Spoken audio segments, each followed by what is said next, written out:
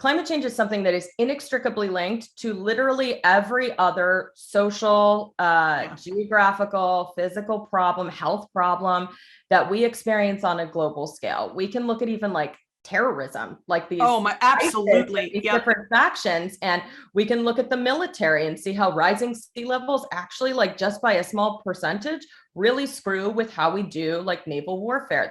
There are intersections that we could just like talk about forever and ever.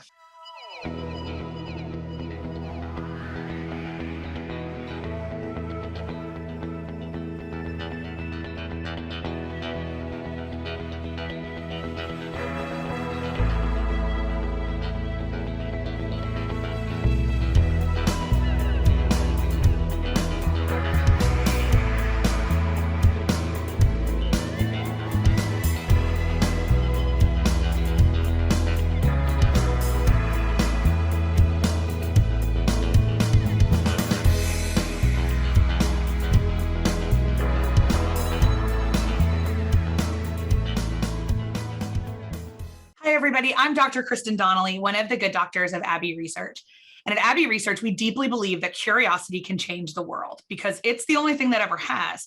People asking what's over that hill, or what if we do this differently, or what does that thing growing in the ground taste like, and will it kill me? All of these things have moved humanity forward. Curiosity is the engine through which we can make everything a little bit better. And this series, is in service of that idea. It's called Welcome to My World. And I get this incredible opportunity to talk to people from all over the place who are different than me, which is literally everybody, about something that they know that if we knew it, our lives would be better. And today's guest is no exception. I am overjoyed to be joined by my fellow TEDx Chicago speaker, Ashlee Piper, who is a political strategist and sustainability expert. I definitely think of her as, in my mind, when I have a question about environmental sustainability, Ashlee is my go-to. So, and she's that for a lot of other people. She's been on the Today Show, Good Morning America, NBC Nightly News. She's been in the Washington Post, InStyle, New York Magazine. She's a big deal. She also has some serious credentials with a master's from the University of Oxford, which you may or may not heard of.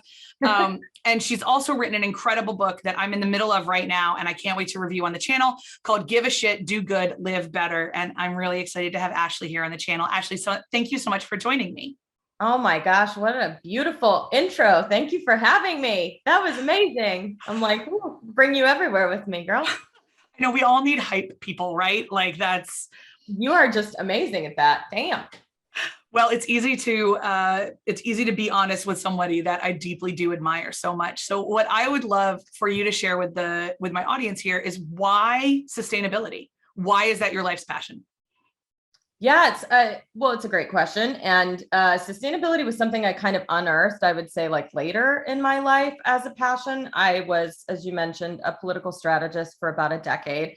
I'd also been a social worker living abroad before that.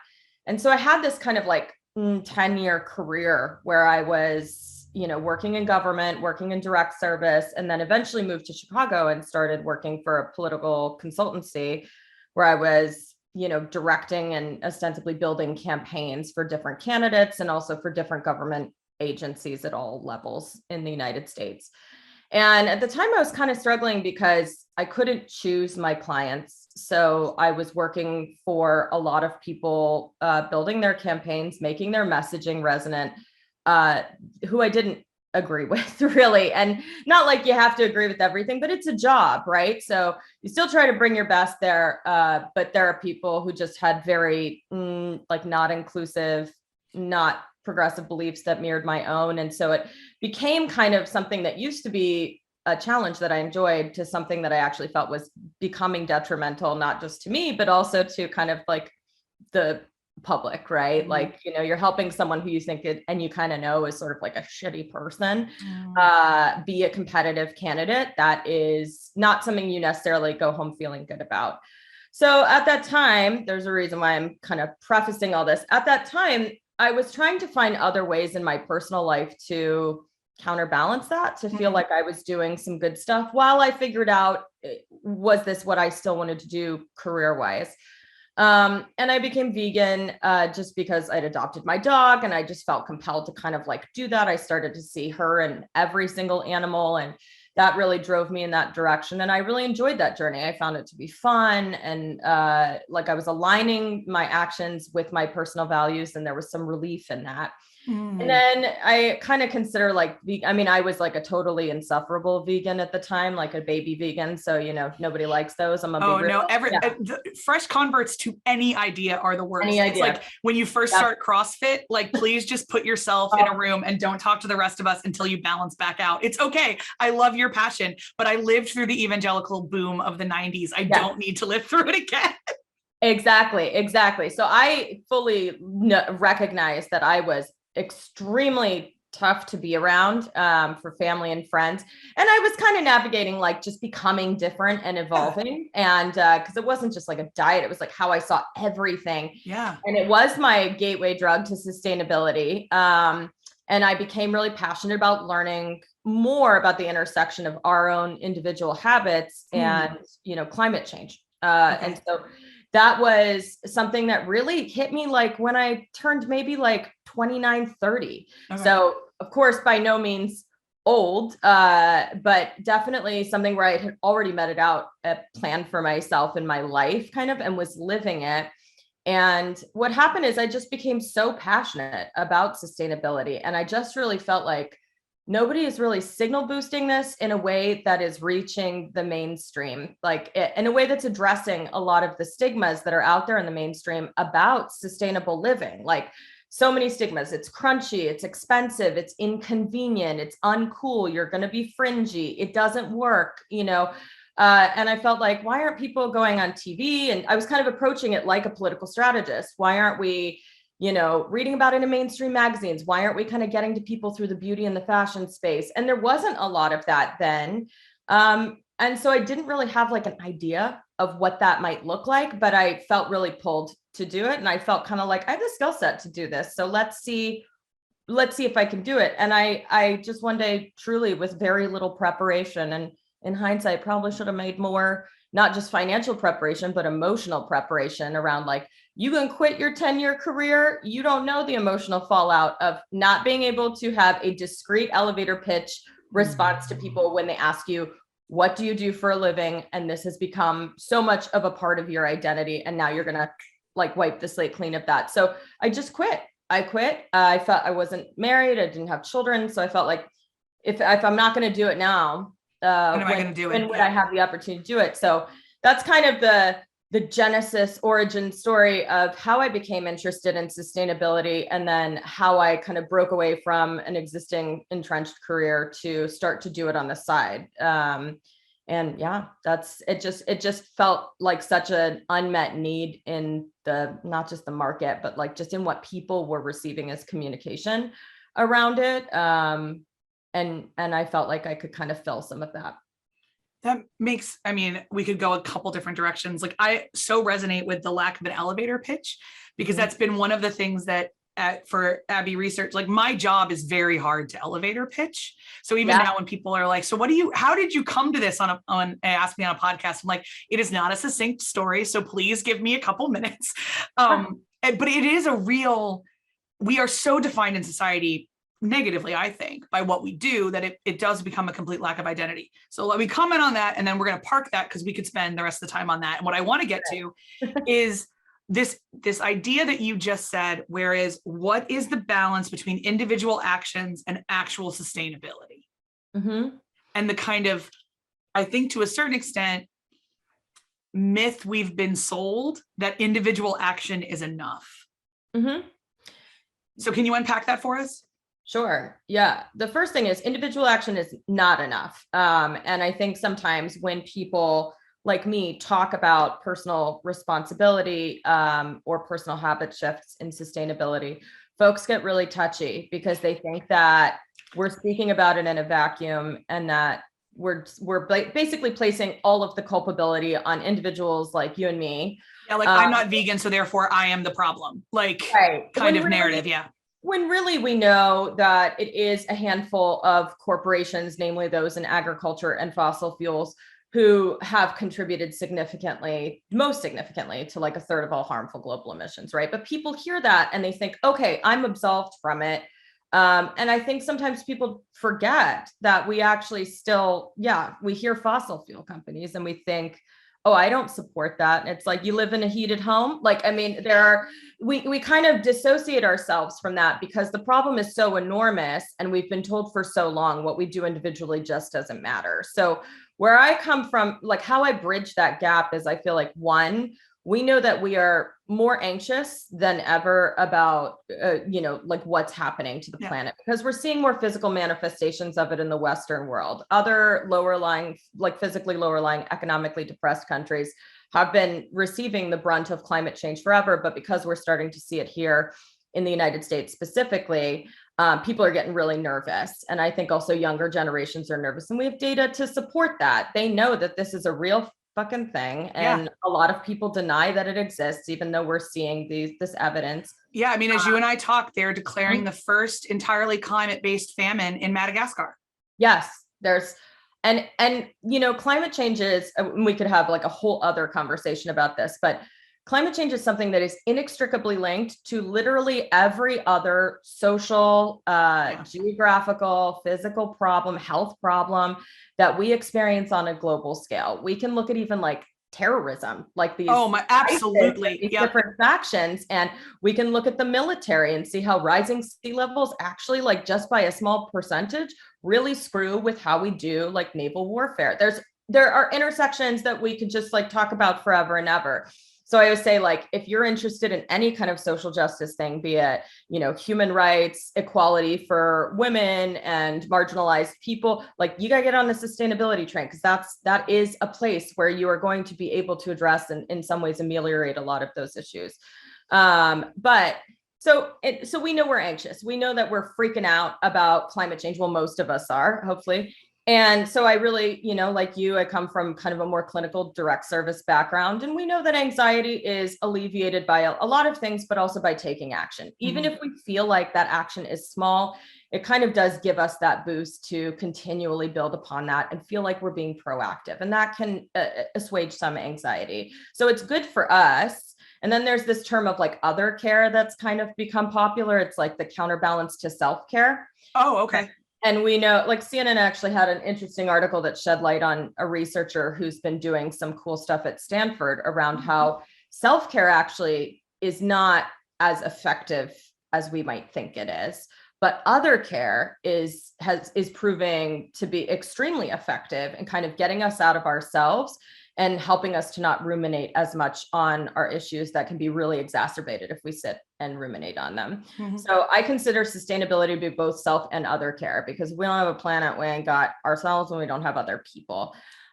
So I think, like, one, it's good for us and it's good for other people. And two, none of us are like, few of us, I should say, are like global captains of industry or, heads of state. And so there's not much we can do beyond activism to move the needle on what these corporations are going to do, what the industry regulations are going to be. A lot of people went to COP26 and just felt like it was a circle jerk of complete, bullshit.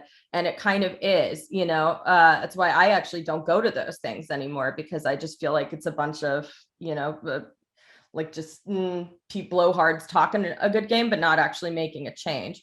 So we know that we're kind of like iced out of that world, and there's not much we can do to get into that world. So until we're in a place where we can make that larger systemic change, the only thing we can control is what we do, where we purchase from, how much we purchase, how much we consume.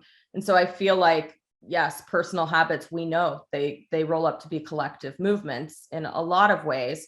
And that's why I focus on personal sustainability, because it is something that we can control and it's good for us.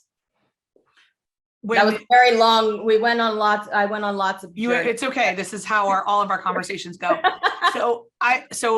But in another life, I co-owned a industrial recycling company. And one of the things that I tell people all the time is that by the end of our tenure with that company, we were burning cardboard because we couldn't get anyone to buy it.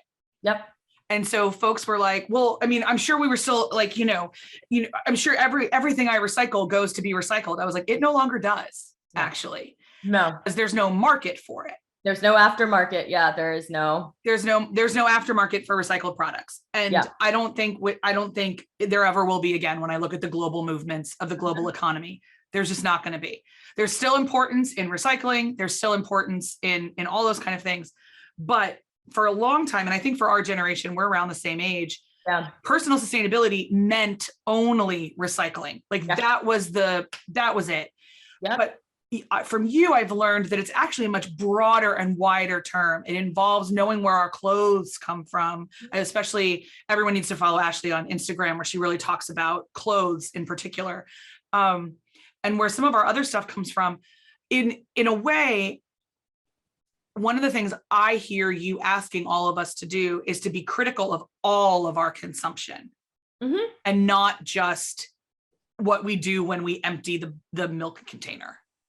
Yeah. I mean, there are so many, I think, and I would just maybe reframe that slightly and say, not so much like to get curious about where, like what your consumption habits are, and how you might be able to make small tweaks. Like my whole kind of approach is, I come from a pretty conservative background. My family does not believe in climate change. But yet, I got my dad sorting and washing the recycling appropriately. Why he does it, I don't know. But it's something that, he started doing when I showed him how to do it. So I think I've seen how people dig their heels in and feel very resistant to any kind of, and anything where they feel like they're going to be judged or held to some impossible standard of perfection. People aren't going to feel good about coming to that table. And climate change is really something where we need like all hands on deck. We need as many people. I don't give a shit what you think or believe in. We need y'all to be doing something, right? And none of those folks are going to come to the table, this metaphorical table, if we're judging them or we're making them feel like it is just this Herculean effort to do something. So I always like to be like, get curious about every aspect of your life and what's possible for you. Like, can you just implement a few small tweaks? And that might just be bringing your mug to the coffee shop. That might just be bringing a bag to the grocery store. Those are pretty rudimentary sustainable swaps, right? That we all kind of know about. And for other people, it might be, I'm composting at my house, or, I'm not buying plastic anymore. I'm going to try to go a month plastic free, or I'm going to go on a financial fast for a month and not buy anything new because I don't want to support the rampant production or overproduction of things that eventually end up in the landfill. So there are so many different ways to go about it. Maybe you want to switch to a shampoo bar, and I think that's where the narrative that you and I received when we were growing up, that's been so ingrained in people, that recycling is this cure-all, when actually it's a profoundly broken system, even across materials that have been recyclable and kind of infinitely recyclable for a long time, like aluminum or even glass. Those markets are just as broken. Yeah, exactly. Because they weren't designed to meet this kind of demand. They weren't designed to meet this influx of, people, like industry creating so much stuff and then people trashing so much stuff. It just simply is dying under the weight of that. So I like to give people all sorts of little ways that they can, if all you can do is install a faucet aerator, good on you. Let's get snaps for that, because that matters. And I think when people feel encouraged, feel good about something, it is an electric feeling. It does kind of become contagious. They do want to do more of it. And I think it makes, so like, I always think of the first time I went to Kenya and I came home and was telling my mom about the process of walking to wells, and that was a really big part of everything. My mother is a genuinely wonderful person. Like genuinely wonderful. It had never occurred to her in her life that water was a finite resource. Sure. Yeah. And so when I said to her, like I said, something, she said, well, what can I do? And at that time, the first thing that came to mind for me was shut your water off while you're brushing your teeth. Yeah. Like, don't leave your water running while you're brushing your teeth. And she's like, okay, I can do that. So for almost 15 years now, she's turning it off. She turns it off. And when we travel together, there was one time she actually came with me to my first TEDx, and I left it on for a couple seconds. I didn't go, and she came in behind me and shut it really quick because I wasn't fast enough. And that's awesome. She's a good recycler, and she's kind of all those kind of things. I know she believes in climate change, but the idea of the ramifications completely overwhelm her. But what she can do is turn the water off. Yes. And so that's just to give it another reframe of how small Ashlee is talking about. Mm-hmm. Like that's still in action. But the other thing it does is I love this other care. I need to look this up. It connects to that set of endorphins that we get from other care, because any action we're taking is innately not about us, because honestly, it might be making our lives more difficult. It probably is on some level, especially at first.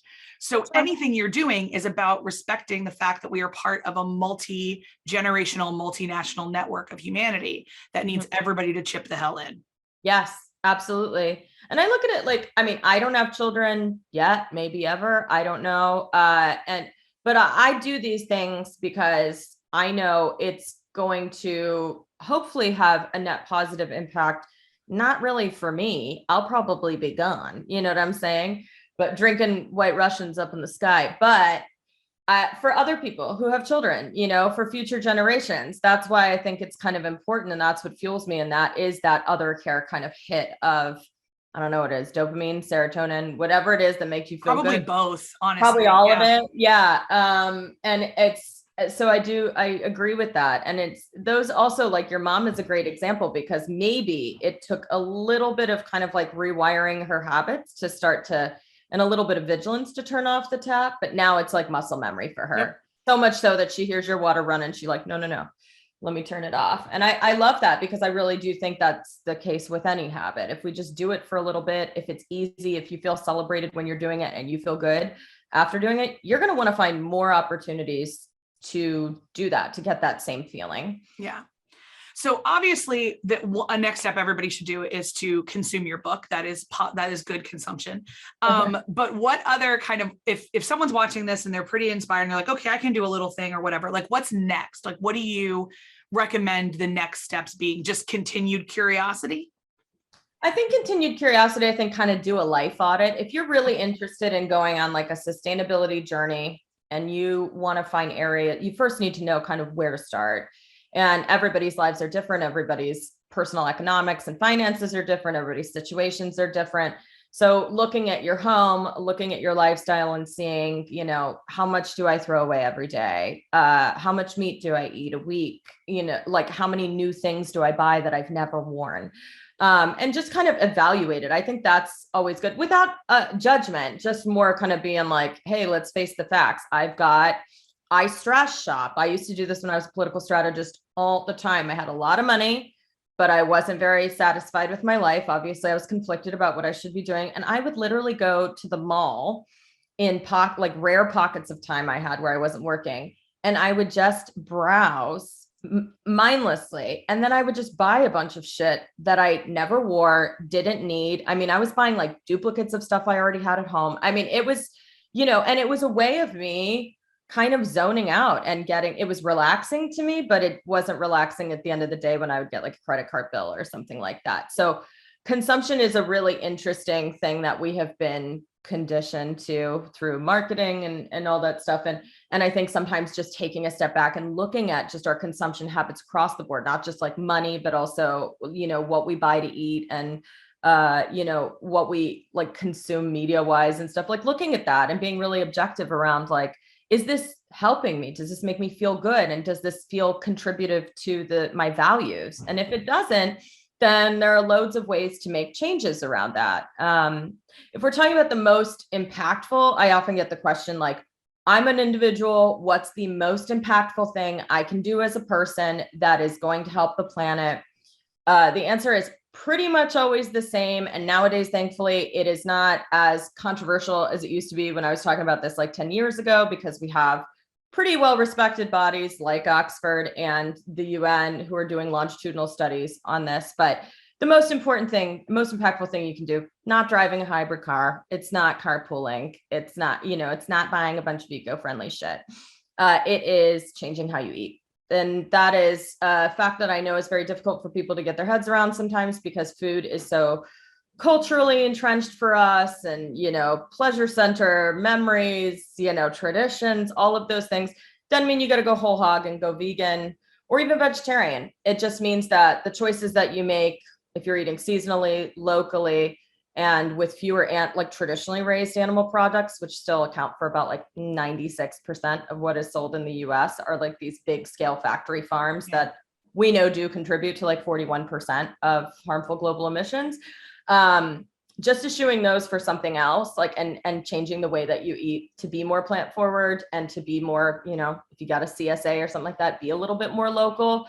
Those really do help. And local matters just because, and so does seasonal, because, you know, think of all the emissions it takes to fly a bunch of fucking pineapples to Chicago. I say that because it's like my favorite fruit and I'm always like, I really want it. But I feel, you know, I know that the toll is pretty great on that. So, but I'm sure there are days, the other thing, because we talk about this a lot at Abbey Research, is give yourself grace. So if there's a day that you break down and buy that pineapple, that doesn't mean that you are like now a climate denier. It just means that you're a human person who really wanted pineapple one day. And that's okay. Like, yeah.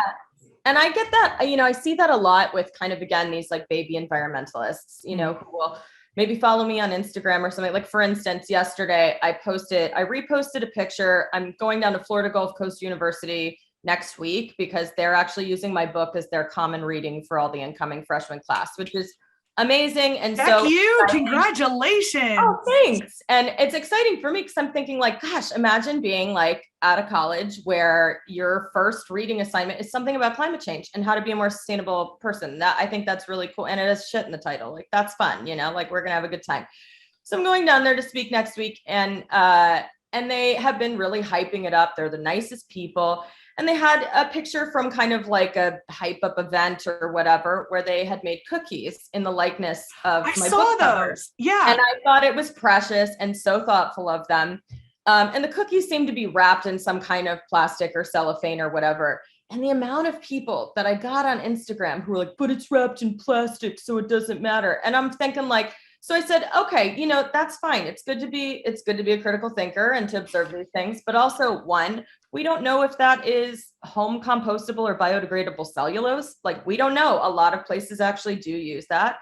And two, we can't throw the baby out with the bathwater here, right? Like, this is a large university that is having its like 1,500 plus incoming class reading about and really talking critically about sustainability and what that means to them. And I think the net positive of that far outweighs you got like 10 cookies that are in plastic. I have people who ask me, I feel bad about using birth control, or I feel bad about giving my dog medicine because it comes in a plastic bottle. And I'm like, please listen, first of all, take your birth control. Please. Okay. Please just take your birth control. Because actually, more children than you want is a bigger problem than the plastic. So like, it's that too, but I'm like, listen, your health, like the well-being of those you love, including your pets. You know, I use plastic. There is no such thing as a perfect environmentalist. And the problem, I think, became early climate influencers who are very nice people, a lot of whom I know and really respect, had, you know, the mason jar full of trash over 4 years. And everybody would see that and think, wow, that's so aspirational, but also like, shit, I can't do that. I can't get there. I can't do that. Then I shouldn't even deign to try. And that's not my speed. I'm kind of like, listen, you go to Taco Bell, you get yourself a bunch of beef burritos, but later on in the evening, you're composting at home. God bless you. You know, like, this is great. This is, we are moving forward in little steps, and that still matters. So yeah, that was a long story to kind of be like, don't go on my Instagram and call out plastic on cookies. It's not my event, for God's sake. The youths are getting excited. Let them be excited. Yeah. Let them have a fucking book cookie, for God's sakes. Oh my God. I was so happy for you. I didn't know the context of the book cookie, but I got really excited. I was like, Ashlee's on a cookie. This is so cool. I mean, yeah, man, made it. Speaking of, we will have links to bookshop.org, which is our preferred way to buy books here at Abbey Research, directly to Ashlee's book below this. If you've got questions for Ashlee, then please make sure to ask them in the notes here below, where as you're watching this, you're in April, we're talking in January, but we're premiering this in April. So we know it's Earth Month and there's lots of stuff going on. So if you've got specific questions, I will make sure Ashlee sees them. So please feel free to drop the link. If you've enjoyed this conversation, guys, I really need that thumbs up from the algorithm, because what that does is then the algorithm will push this video to other people and we can have wider conversations about sustainability with a really simple click of that thumbs up. If you love conversations about curiosity, subscribe to the channel because we have them all the time. Ashlee, it has been a damn delight. Thank you so much. I wish we could just do this in perpetuity forever and ever. Well, let's figure out a way to do that again. I love that. We both travel a lot. We have to be in the same space again sometime soon. So I hope so, man. I really admire you and appreciate you bringing me on. This was great. Thanks. We also will make sure to include Ashlee's TEDx, in which she talks about her grandmother. And it is a wonderful, wonderful story, a deep story of sustainability. And I can't wait for you guys to see that. In the meantime, my name is Dr. Kristen Donnelly. My incredible guest has been best-selling author and sustainability superstar, Ashlee Piper. This has been Welcome to My World, and I'll see you guys next time. Bye.